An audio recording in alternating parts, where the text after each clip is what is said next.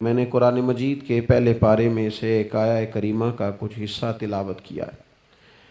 اللہ کریم نے ارشاد فرمایا کہ فَكُلَّمَا جَاءَكُمْ رَسُولٌ بِمَا لَا تَهْوَىٰ، فرمایا تو کیا جب تمہارے پاس کوئی رسول وہ چیز لے کے آ جاتے ہیں جو تمہارے نفس کی خواہش نہیں، پیغمبر ایسی چیز تمہارے پاس لے آئے جن کو تمہاری خواہش تمہارا نفس قبول نہیں کرتا، لا تہوی انفسکم مستکبرتم، جن کو تمہارا نفس قبول نہیں کرتا تو پھر تم تکبر کرتے ہو، تمہارے نفس پر وہ چیز گراں گزرتی ہے، تمہاری خواہش کے وہ چیز خلاف ہوتی ہے، تمہاری مرضی کے مخالف ہوتی ہے، پھر وہ تم اس سے تکبر کرتے ہو۔ فَفَرِيقًا كَذَّبْتُمْ، تو ایک گروہ ان میں سے انبیاء کو جھٹلاتا ہے، معاذ اللہ، ایک گروہ کیا کرتا ہے؟ نبیوں کو جھٹلاتا ہے، نبیوں کو، اور دوسرا اس سے بھی آگے بڑھ جاتا ہے، وَفَرِيقًا تَقْتُلُونَ، اور ایک گروہ ان کو شہید کر دیتا ہے۔ انبیاء کرام علیہم السلام کی جو تعلیمات ہوتی ہیں وہ کامل، اکمل اور مکمل ہوتی ہیں۔ انبیاء کرام علیہم السلام معصوم ہوتے ہیں۔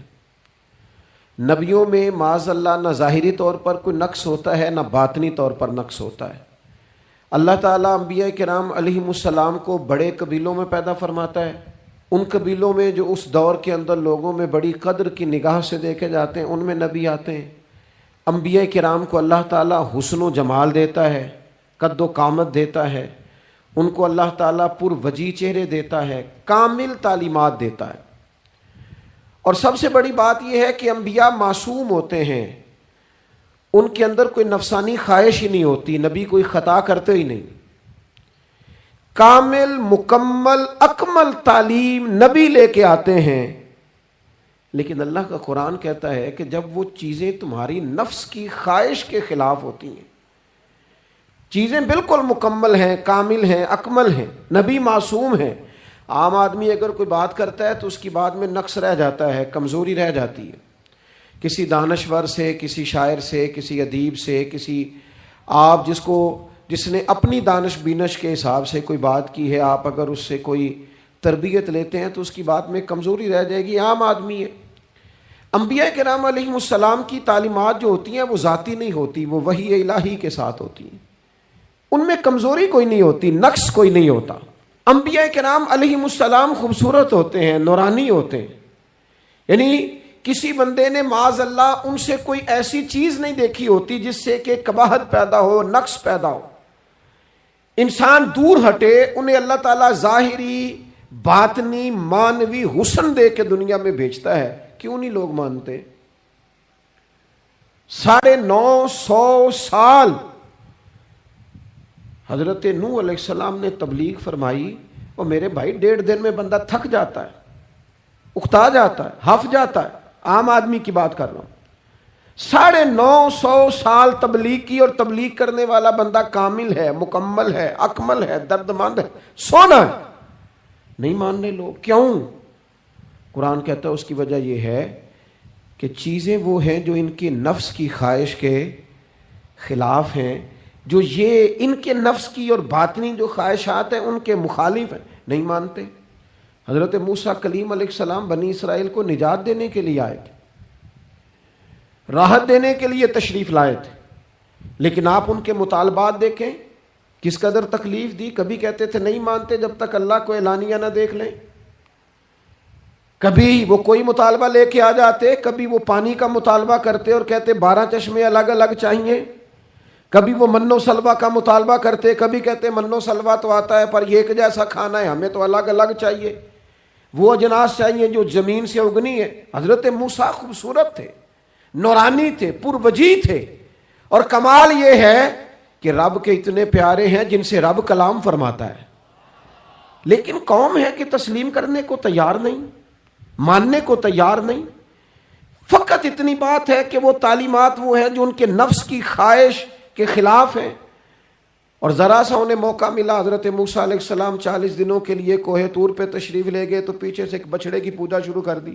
جناب کلیم واپس آئے تو پھر طرح طرح کی ہیلے بازیاں، حضرت یوسف علیہ السلام کا تو حسن مشہور ہے نا ساری دنیا میں، دنیا جانتی ہے نا کتنے سونے تھے، تو کیا اتنا خوبصورت آدمی بھی کنویں میں ڈال دیا جاتا ہے؟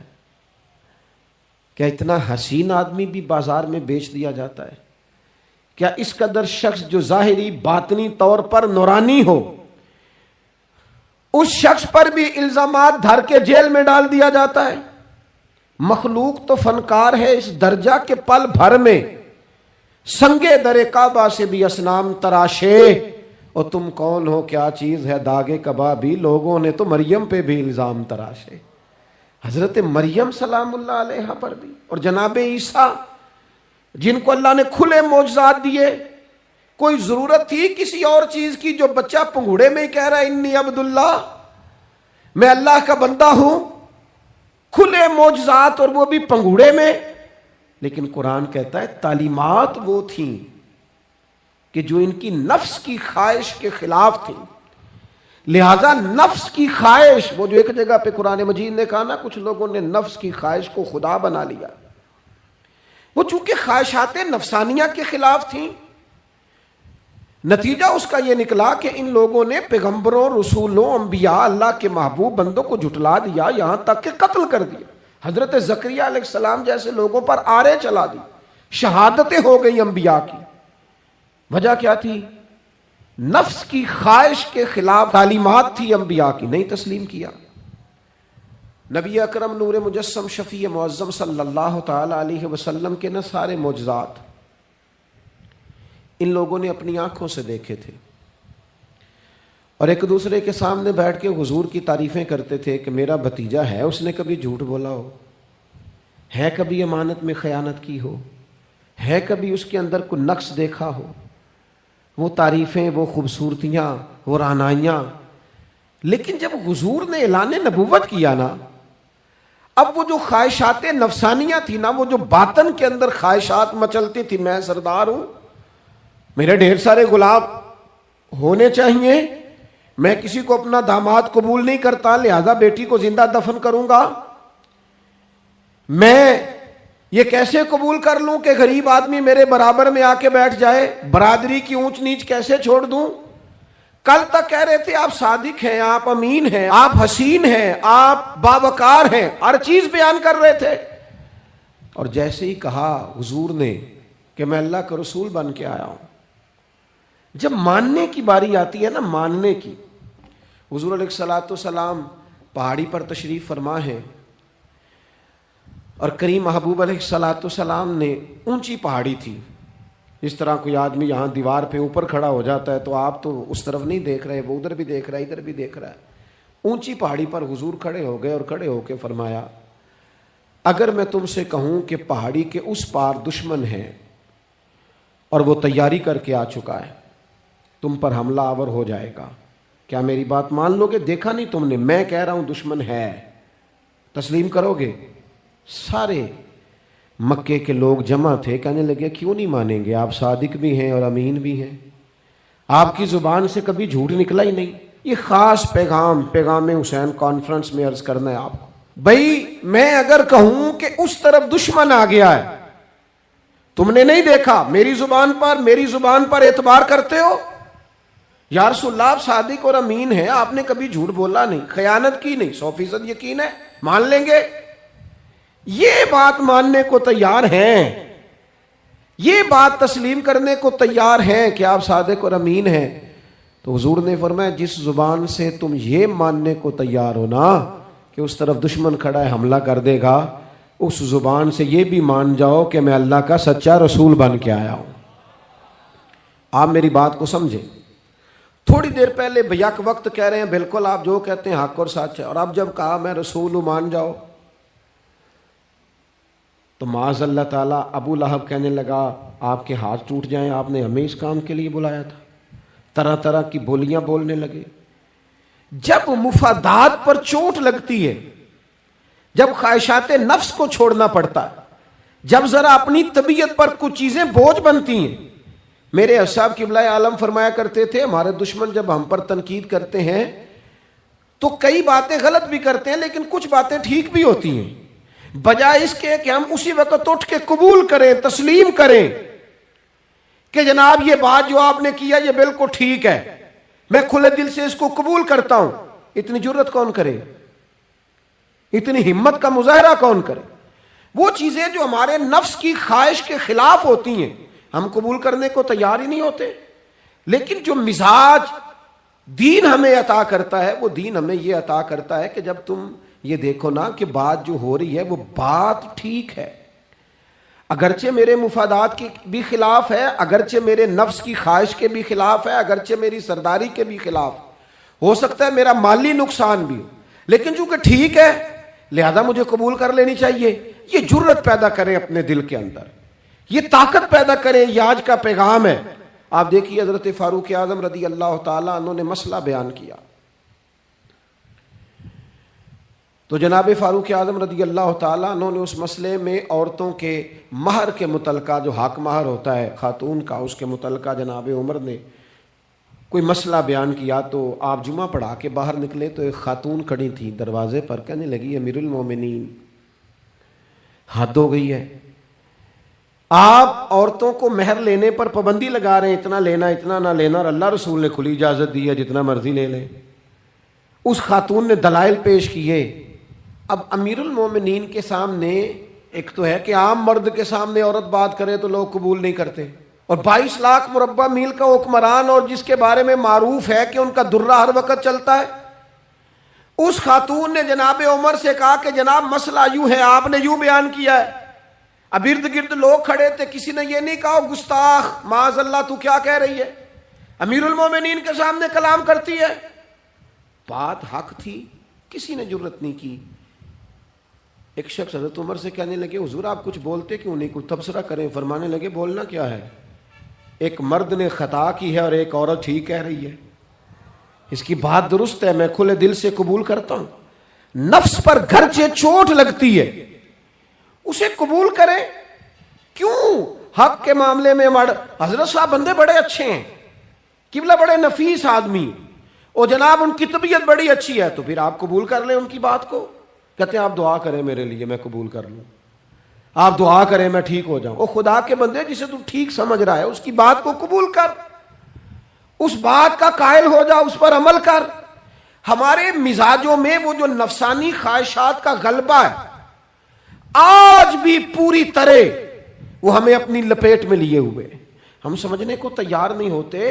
حق حق ہوتا ہے، اور جب حق واضح ہو جائے پھر نفسانی خواہشات کو نہ دیکھو.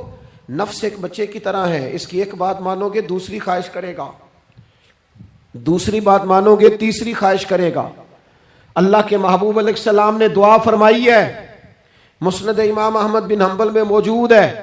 حضور اللہ کی بارگاہ میں عرض کرتے ہیں تعلیم امت کے لیے، صرف ہمیں سمجھانے کے لیے، ورنہ تو معصوم عن الخطا ہے.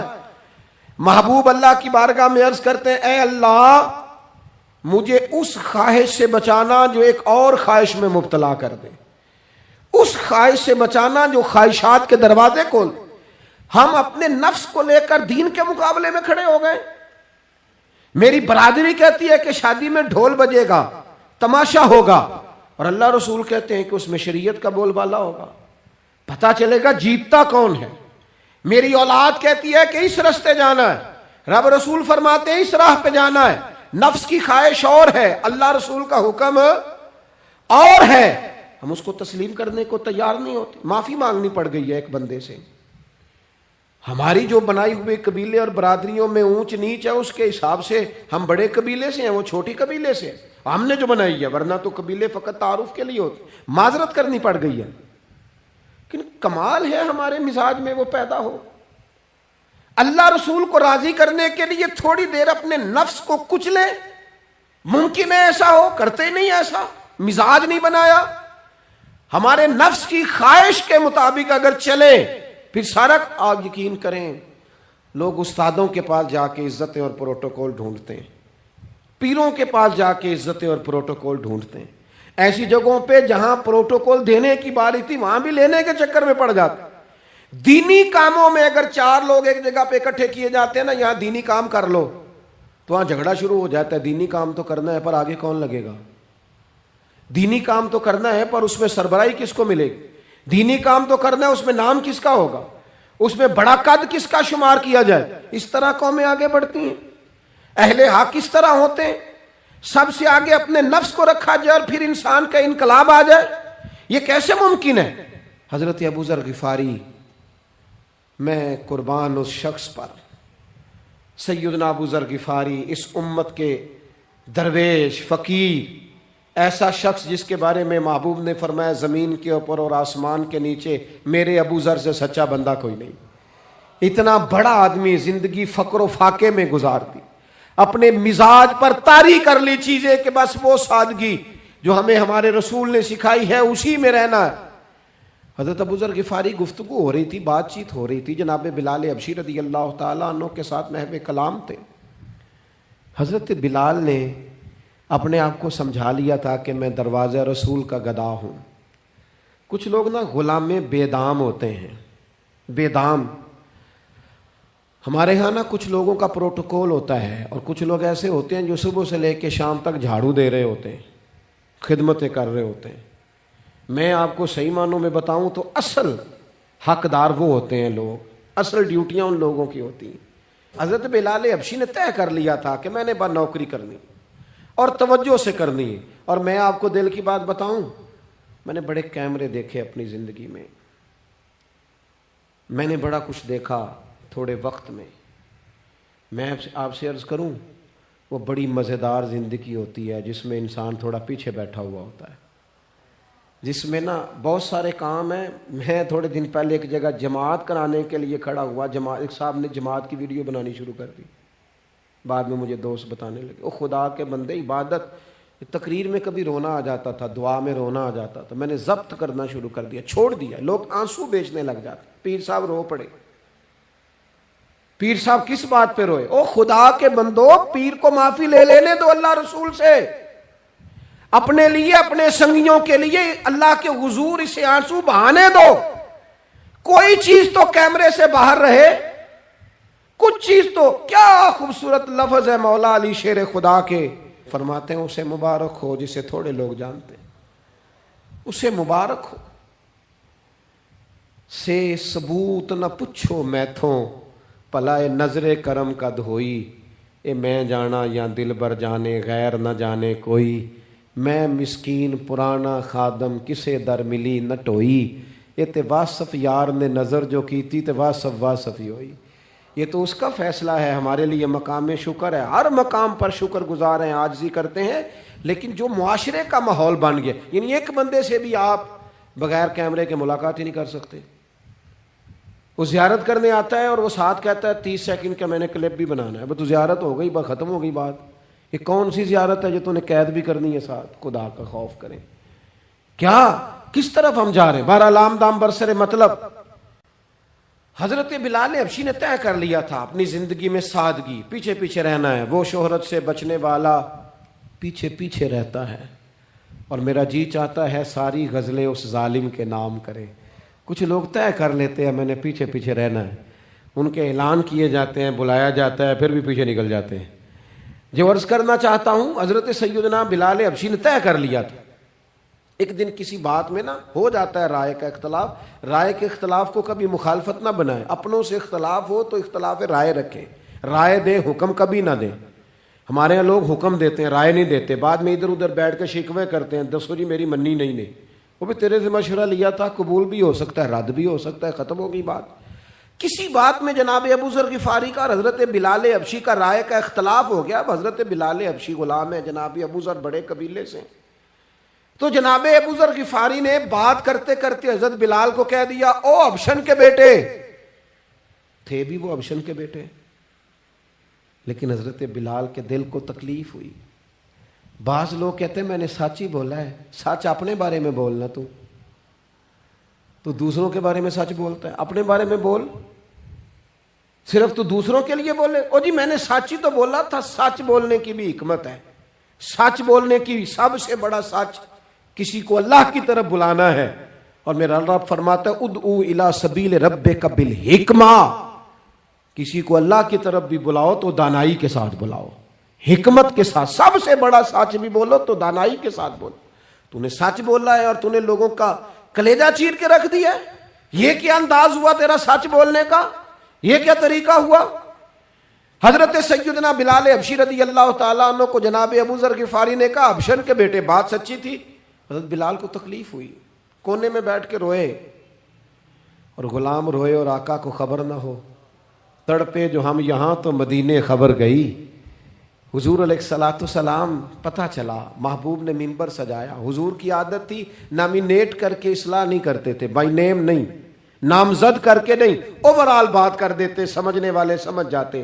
حضور فرمانے لگے لوگوں کو کیا ہو گیا ہے, میں نے تو جاہلیت کی ساری باتیں پاؤں تلے رون دی تھی, ابھی بھی کہتے ہیں بلال کو حبشن کا بیٹا. حضرت ابو ذر غفاری کہتے ہیں باقی تو کوئی نہ سمجھے تو میں سمجھ گیا. بڑا مشکل ہوتا ہے مجمع میں اٹھ کے معافی مانگنا. ہمارے ہاں بعض لوگ معافی بھی اس طرح مانگتے ہیں کہ یوں لگتا ہے گن بھی ساتھ پکڑی ہوئی ہے, معافی دو ورنہ گولی مار دوں گا. معافی مانگنے کا بھی طریقہ سلیقہ نہیں آتا. اور دنیا میں کچھ ایسے نفس پرست ہیں, ان کو استادوں سے معافی مانگنے پڑی تو نہیں مانگ سکتے.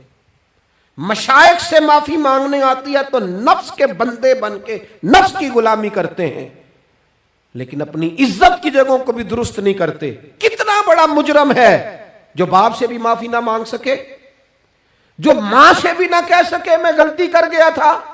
اتنی بڑی نفس پرستی. تو نے آقا بنا لیا اپنے نفس کو اپنا.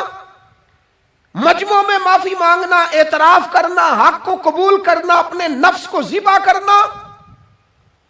حضرت ابو ذر غفاری مجمع کے بیچ اٹھ کے کھڑے ہوئے, چمکتا دمکتا چہرہ, قبولیت حق کا جذبہ, اپنے نفس کو چیر دینا اور اس پر پاؤں رکھ کے رب رسول کا قرب حاصل کرنے کا ذائقہ.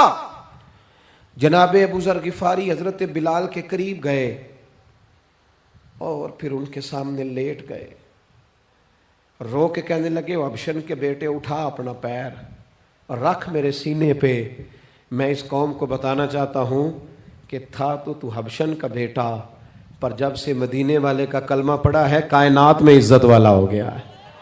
یہ دیکھو کس نے ذروں کو اٹھایا اور صحرا کر دیا, کس نے قطروں کو ملایا اور دریا کر دیا, کس کی حکمت نے یتیموں کو کیا در یتیم اور غلاموں کو دنیا بھر کا مولا کر دیا.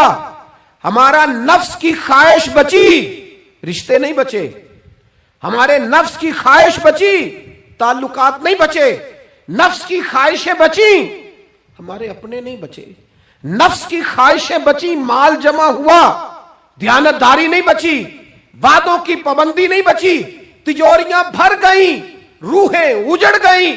بددیانتی سے رزق حرام سے کمایا ہوا مال, کاریں کوٹھیاں بنگلے بن گئے, باطن اجڑ گیا. اس لیے کہ نفس کی خواہش پوری کی. نفس کے سامنے اگر انبیاء کی بھی تعلیمات آئیں, لوگوں نے تکبر کیا, قتل تک کر دیا نبیوں کو, لیکن اپنے نفس کی خواہش کے خلاف جانے کو تیار نہ ہوئے. خدا را واپس آ جاؤ, خدا را. وقت آیا, یہ وقت بدلتا رہا, یہ دور تبدیل ہوتا رہا. لوگوں نے اپنی بادشاہیاں قائم کرنے کے لیے بڑے بڑے قتل کیے. ہلاکو خان نے انسانی کھوپڑیوں کے مینار بنائے. لوگوں نے بڑے بڑے ظلم کیے, جبر کیے, خوف اور ہراس پھیلایا, اپنے اقتدار پکے کرنے کے لیے بڑے بڑے جبر کیے. پھر کیا ہوا؟ ایسی ایسی بیماریاں لگیں جن کے علاج ہی کوئی نہیں تھے دنیا میں. بھری ہوئی تجوریاں, پیسے باہر گر رہے ہیں, پر ڈاکٹر کہہ رہا ہے تیرا مرض ہی وہ ہے جس کا علاج ہی کوئی نہیں.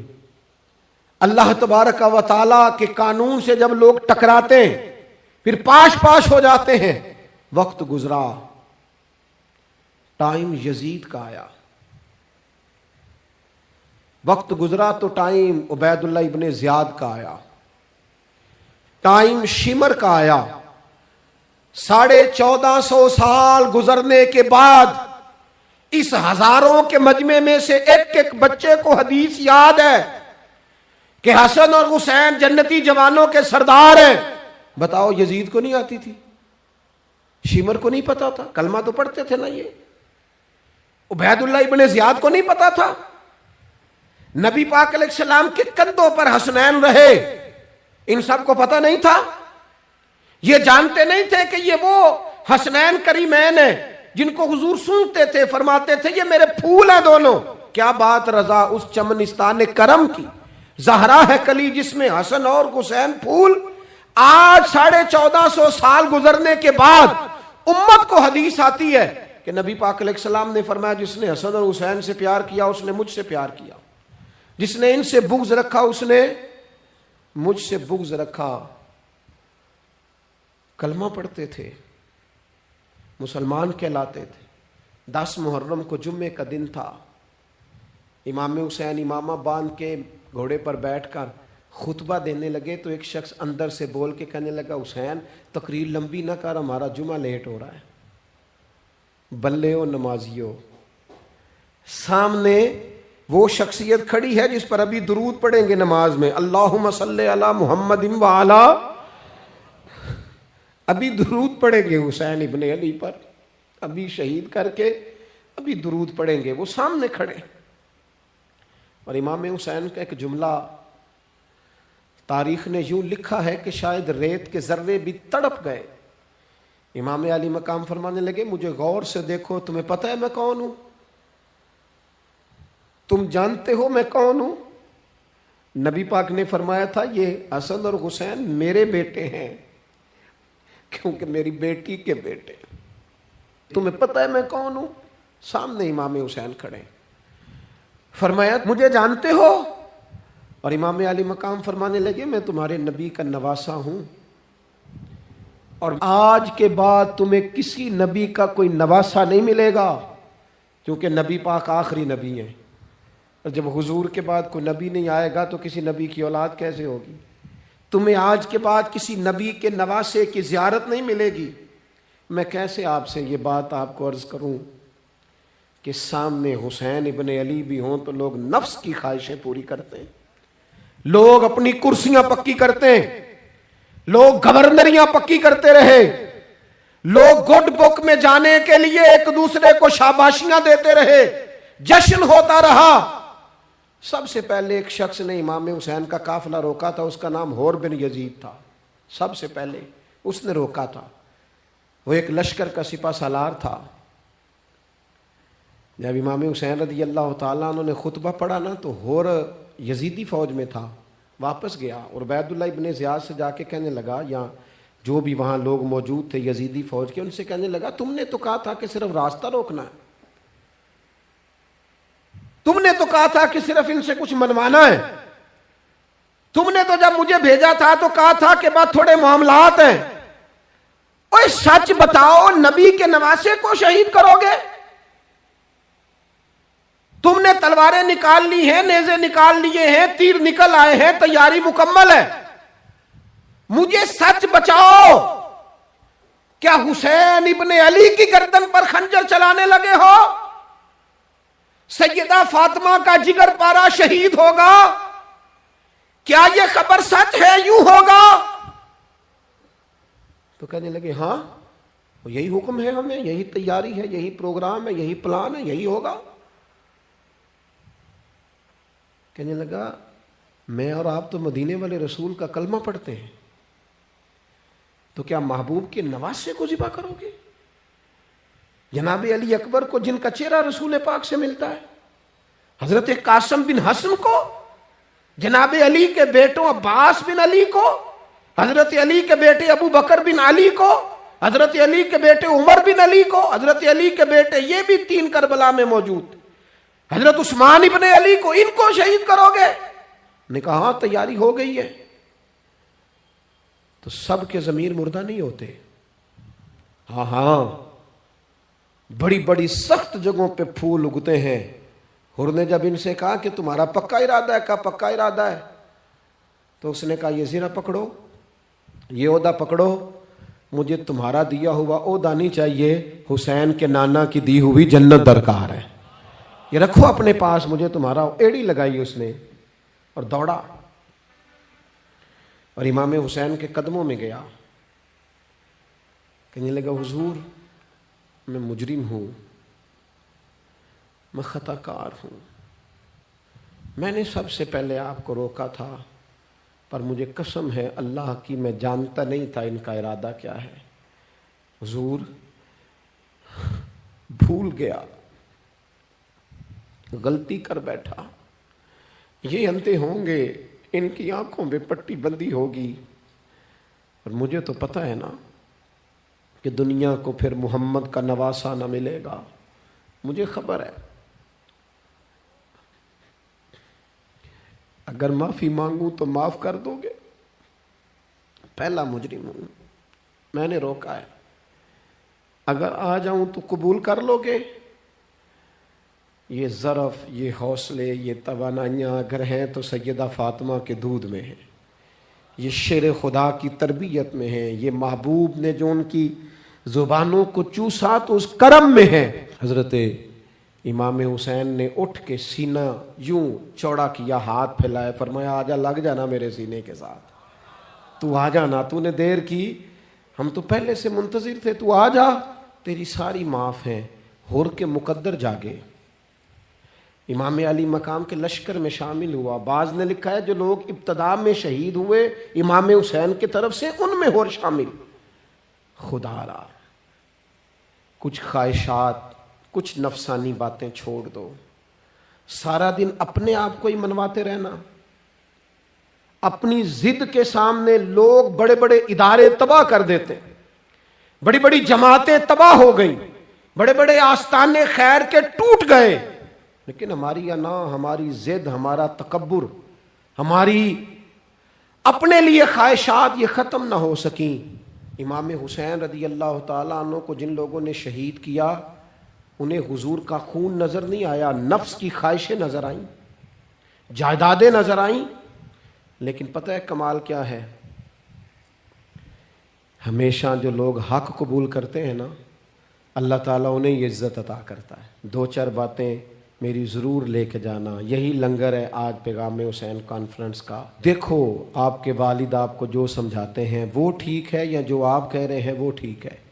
غور کرو. آپ کے اساتذہ اور مشائخ جو آپ کو کہتے ہیں وہ ٹھیک ہے یا جو ضد آپ نے لگا لیا وہ ٹھیک ہے؟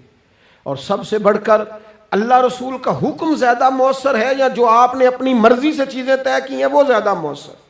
اپنی نفسانی خواہشات کو تھوڑی دیر کے لیے کنٹرول کرو، اپنے آپ پر تھوڑی دیر کے لیے پابندی لگاؤ، ایک ایک کر کے اپنی خواہشات کو کچلو. زندگی کے اندر کچھ ایسی چیزیں پیدا کرو جس سے روح تازہ رہے، دل تازہ رہے، طبیعت تازہ رہے، دین بچا رہے. جتنی طلاقیں ہوتی ہیں نا معاشرے میں، ہم سے اگر دن میں 100 لوگ مسئلہ پوچھتے ہیں تو 95 طلاق والے ہوتے ہیں، سوائے اس کے کہ نہ میاں ہارنے کو تیار تھا نہ بیوی ہارنے کو تیار تھی، بالآخر رشتہ ہی ہارا. دونوں کے ہوتے ہوئے بچے یتیموں جیسی زندگی گزارنے لگے. تھوڑی دیر کے لیے لوگ چپ نہیں کیے، سارا کچھ ختم کر لیا. اپنی مزاج کے اندر، اپنی طبیعت کے اندر تحمل پیدا کرو. بردباری، میں ایک دفعہ بہت پریشان تھا، حالات کچھ عجیب رخ اختیار کر گئے، بہت پریشان تھا. تو میں ایک بزرگ کی خدمت میں حاضر ہوا، میں نے کہا دعا فرمائیے گا. تو مجھے کہنے لگے سیدہ زینب کی سیرت پڑھو. تو میں نے پہلے دن آ کے کتاب کھولی نا، تو دربار دمشق میں جو جناب زینب نے کلام فرمایا نا، انسان ٹوٹ جاتا ہے، لیکن انسان حق پہ ہو کہ اگر گلا بھی کٹا لینا تو اس کا مزاج طاقتور رہتا ہے، روح طاقتور رہتی، اسے محسوس ہوتا ہے کہ میں کمزور نہیں پڑا. یزید نے جب کوئی بات کی نا دمشق کے دربار میں، تو حضرت زینب پیچھے بیٹھی تھی پردے کے لوگوں کے درمیان. اس نے جب کوئی بات کی تو جناب زینب وہاں سے اٹھ کے، ہماری خواتین ہر بات پہ روتی ہیں، دکھ ہیں کہ ختم ہی نہیں ہوتے. جناب زینب پیچھے سے اٹھیں پردے کے پیچھے سے، اور جب اپنی گرجدار آواز میں انہوں نے گفتگو شروع کی تو وہاں ایک نابینا بزرگ بیٹھے تھے جو مولا علی شیر خدا کی بارگاہ میں حاضری دیا کرتے تھے. جب سیدہ زینب نے خطبہ شروع کیا نا تو وہ بزرگ چونک گئے، اور وہ نابینا تھے تو ساتھ والے آدمی کا گھٹنا ہلا کے کہنے لگے علی آ گئے دربار میں. علی کی آواز ہے، علی بول رہے ہیں دربار دمشق میں. وہ زینب کا خطاب منبر پہ علی بول رہے ہوں جیسے. علی آ گئے، وہ گرج آواز میں، وہ تنتنا، وہ دبدبا، وہ वफादारी, वो उनकी बात में सदाकत, कांप गई हर चीज दरबार की। और इमाम ज़ैनुल आबिदीन बीमार भी थे, मुसाफिर भी थे, परेशान भी थे, लेकिन जब यजीद से उन्होंने कहा ना मुझे खुतबा देने दे, तो चंद मिनट गुफ्तगू की इमाम ज़ैनुल आबिदीन ने, तो कहने लगा अजान पढ़ो, जमात कराएं, इसलिए कि इनकी बातों में वो हक होता है। मैं देखता हूँ हमारी सब की अपनी अपनी ख्वाहिशें हैं, अपने अपने रवैये हैं, अपना अपना मिजाज है। अगर लोगों को किसी जगह भी मुल्क की मिल्ली और दीनी प्रोग्राम के लिए जमा होने को कहा जाए, हम तैयार नहीं। क्या किया जाता है हमारे साथ? हमारे ज़मीर इसलिए ख़रीदे जाते हैं कि हम ख्वाहिशात के बंदे हैं। अलग अलग करके किसी को कहा जाता है तेरा कारोबार चमक जाएगा, किसी को कहा जाता है तेरा वो निज़ाम ठीक हो जाएगा। अलग अलग करके लोगों को ख़रीद लिया जाता है। लेकिन अगर ख्वाहिशात थोड़ी हों, अल्लाह की रज़ा पर चलने का जज्बा ज़्यादा हो, तो मेरे अज़ीज़ ज़िंदगी आसान हो जाएगी। मैं तो इमाम अली मकाम रज़ी अल्लाह ताला अन्हु और यजीद के मामले में एक ही बात समझा हूँ, सबको पता था ये हुसैन इब्न अली, सबको पता था हक इनके साथ है, सब जानते थे इनसे ज़्यादा अज़मत किसी की नहीं, लेकिन अपने नफ्स की ख्वाहिशों पर कंट्रोल नहीं कर सके। पूरी उम्मत का इस वक्त मसला ज़रूरियात का नहीं, ख्वाहिशात का है। 2 कदम पीछे हटें ख्वाहिशों के लिए, 4 कदम आगे बढ़ें दीन के लिए। 2 कदम पीछे हटें अपनी ख्वाहिशात को छोड़ें, 4 कदम आगे बढ़ें मुल्क के लिए, मिल्लत के लिए। 2 कदम पीछे हटें अपनी ख्वाहिशात को छोड़ें, 4 कदम आगे बढ़े नजरिए के लिए और फिक्र के लिए और इमाम हुसैन के पैगाम के लिए। आज मैं आपसे गुजारिश करूंगा, अगर अनाम बचाओगे तो रूहानियत नहीं बचेगी, अगर नाम बनाओगे तो काम नहीं होगा। फाजिल बरेलवी ने कहा था बेनिशानों का निशान मिटता नहीं, हमारा तो मिटते मिटते भी नाम हो ही जाएगा। अपनी ज़िंदगी से नफसानी ख्वाहिशात को निकाल दो, वरना ये बड़े बड़े फजीलत माब लोगों के सामने भी खड़ी हो जाती है, बेअदब करती है, बंदे को ये गुस्ताख बनाती है। माज़अल्लाह बड़ी जगह इंसान ज़्यादतियों पे। आज भी कुछ लोग कहते हैं फ़लाँ आदमी इतना नेक है तो फिर फ़लाँ बंदा मुखालफत क्यों करता है। मैंने कहा जो नबियों की मुखालफत से बाज नहीं आए, जो सहाबा की मुखालफत से बाज नहीं आए, अहले बैत की मुखालफत, जो हुसैन इब्न अली के सामने खड़े हो गए, नेक आदमी किस खाते में। अल्लाह का कुरान कहता है युजाहिदून फी सबीलिल्लाहि वला यखाफूना लौमत लाइम ज़ालिका फज़लुल्लाह युतीही मन यशा। कुछ लोग अल्लाह के रास्ते में जिहाद करते हैं तो लोग उनकी मलामत भी करते हैं, उन्हें बुरा भी कहते हैं, पर वो किसी की परवाह नहीं करते। ये उन पर अल्लाह का फ़ज़ल है और ये फ़ज़ल रब जिसे चाहता है उसे अता करता है। आप हजरात आज इस महफिल से ये लंगर लेके जाइएगा कि कहीं मेरी रूहानियत के सामने मेरी नफसानी ख्वाहिशात तो नहीं खड़ी हो गई। थोड़ा सा 2 कदम पीछे हटना है हमने, इमाम अली मकाम से फैज़ लेना है, इमाम हुसैन की अज़मतों को सलाम करना है। सर उठा के जीना चाहते हो तो इमाम हुसैन का तरीका अपना लो, उनके रस्तों के मुसाफिर बन जाओ। ज़िंदगी वक़ार के साथ गुजरेगी, खुददारी के साथ गुजरेगी, इज़्ज़त नफ्स के साथ गुजरेगी। मेरे आका मदीने में मुझे भी अब बुला लीजिए, मेरे आका मदीने में मुझे भी अब बुला लीजिए। तरसती है मेरी आँखें, तरसती है मेरी आँखें, मुझे रोज़ा दिखा दीजिए,